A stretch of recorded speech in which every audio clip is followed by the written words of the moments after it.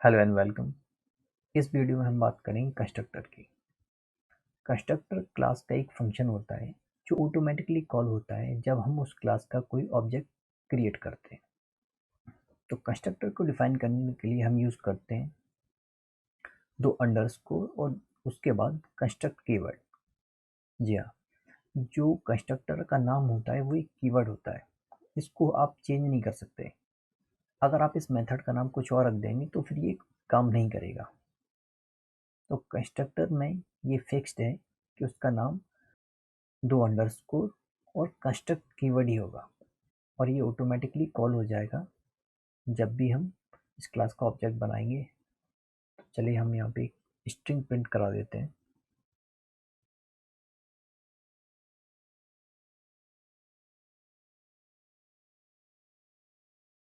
अब इस क्लास का एक ऑब्जेक्ट क्रिएट करते हैं।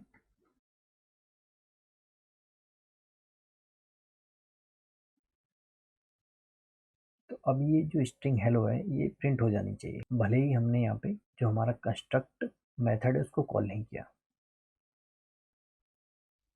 तो यहाँ पे हमारी स्ट्रिंग प्रिंट हो रही है, मतलब हमारा कंस्ट्रक्टर फंक्शन कॉल हो रहा है। कंस्ट्रक्टर का जनरली हम दो केस में यूज़ करते हैं, प्रॉपर्टीज़ को वैल्यू साइन कराने में, और दूसरा अगर कोई भी ऐसा टास्क जो हमारे ऑब्जेक्ट के लिए नेसेसरी है उसको हम परफॉर्म करते हैं। फॉर एग्जांपल मान लो हमारी क्लास है, इसको डेटाबेस से कनेक्ट करना है और वहाँ से कार्ड ऑपरेशन परफॉर्म कराने हैं। मान लीजिए आपकी क्लास में अलग अलग मेथड है जिनके थ्रू आप यूज़र क्रिएट करते हैं या यूज़र को रीड करते हैं डेटाबेस से, या डेटाबेस में अपडेट करते हैं या फिर डेटाबेस में डिलीट करते हैं। तो उसके लिए आपको हर बार डेटाबेस से कनेक्शन बनाना पड़ेगा। तो जैसे मान लीजिए अगर हमारी डेटाबेस की क्लास है जिसका नाम डेटाबेस है, तो हम कुछ इस तरीके से करेंगे।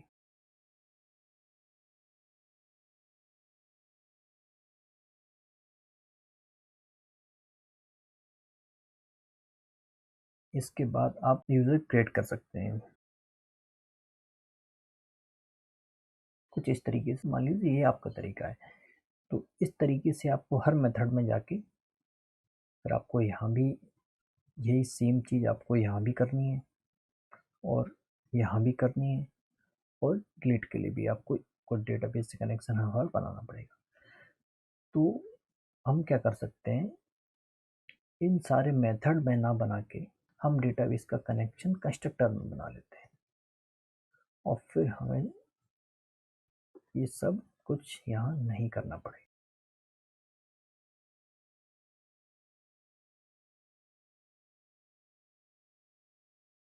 तो आप यहाँ देखिए हमारी कितनी मेहनत बच गई।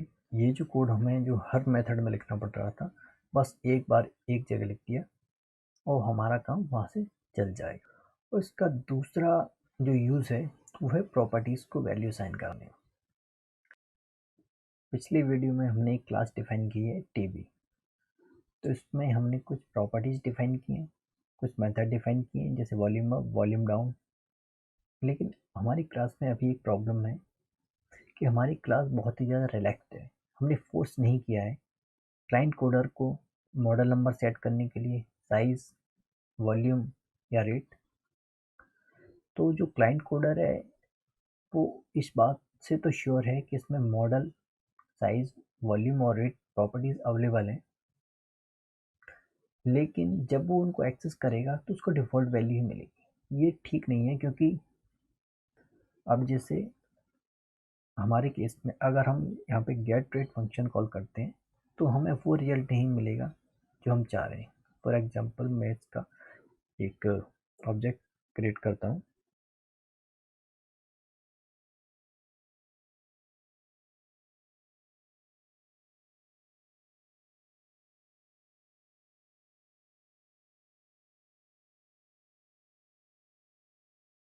तो अब हम इसको रन करते हैं।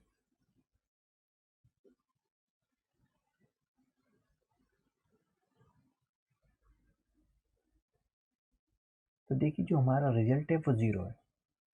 अब ये ज़ीरो क्यों है? क्योंकि हमने यहाँ पे रेट प्रॉपर्टी सेट नहीं की है, और क्योंकि जो गेट रेट फंक्शन है वो रेट प्रॉपर्टीज़ को यूज़ करता है, और ऐसी जो कैलकुलेट जीएसटी फंक्शन है ये भी रेट प्रॉपर्टी को यूज़ करता है। क्योंकि हमने जो हमारी रेट प्रॉपर्टीज़ को कोई वैल्यू नहीं दी है, तो इसलिए हमें जो रिजल्ट मिल रहा है वो 0 मिल रहा है, जो कि आइडियली सही सिचुएशन नहीं है। इसको फोर्स करने का जो तरीका है वो है कंस्ट्रक्टर के थ्रू। तो इसको फोर्स करने के लिए हम कंस्ट्रक्टर फंक्शन का यूज़ कर सकते हैं। तो चलिए इसके लिए हम कंस्ट्रक्टर डिफाइन करते हैं।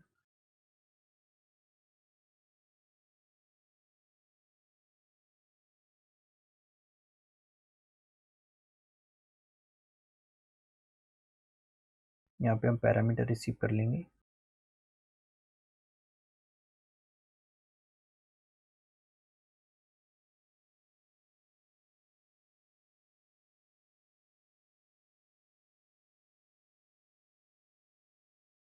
जो पैरामीटर हमने रिसीव किए हैं इनको हम जो हमारी प्रॉपर्टीज़ हैं उनको असाइन कर देंगे।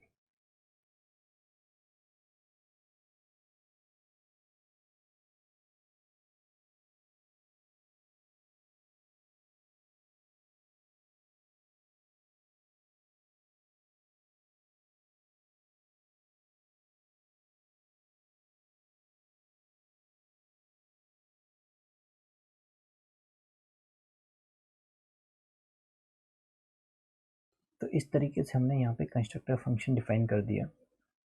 अब कोई क्लाइंट कोडर अगर ऑब्जेक्ट क्रिएट करने की कोशिश करेगा तो उसको एक एरर आएगा।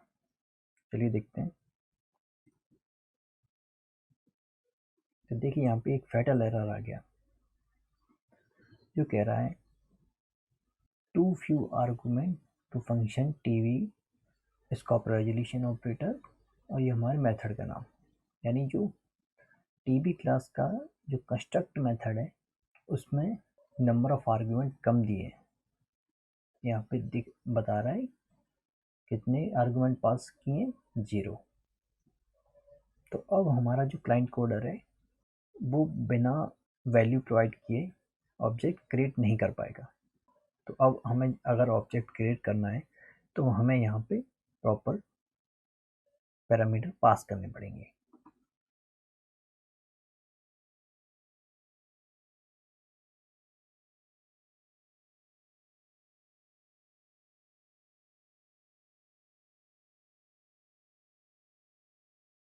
तो अब हमने प्रॉपर्टीज को प्रॉपरली वैल्यू असाइन कर दिए। तो अब चलिए देखते हैं। तो हमारा जो गेट रेट मेथड है उसका आउटपुट क्या आएगा। देखिए 1180, क्योंकि हमने यहाँ पे 18% GST कैलकुलेट कर रहे हैं, जिसको हमने बाद में जो हमारा रेट है उसमें ऐड कर दिया है।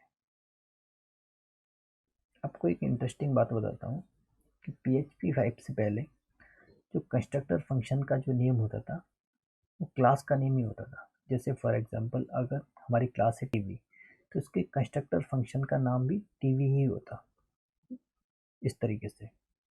लेकिन PHP 5 के बाद से इसको डेप्रिकेट किया गया, और अब आपको ये प्रैक्टिस PHP में कहीं देखने को नहीं मिलेगी। लेकिन आप अगर जावा डेवलपर हैं या आपने कभी जावा में प्रोग्रामिंग की है तो आप देखेंगे कि वहाँ कंस्ट्रक्टर फंक्शन ऐसे डिफाइन किया जाता है, जो क्लास का जो नेम होता है वही कंस्ट्रक्टर फंक्शन का नेम होता है।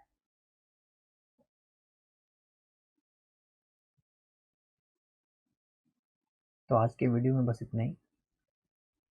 अगर आपको वीडियो अच्छा लगा तो वीडियो को लाइक कीजिए। अगर आपको कोई भी डाउट है तो आप मुझसे कमेंट सेक्शन में पूछ सकते हैं, और ऐसे ही वीडियोस के लिए आप चैनल को सब्सक्राइब कीजिए।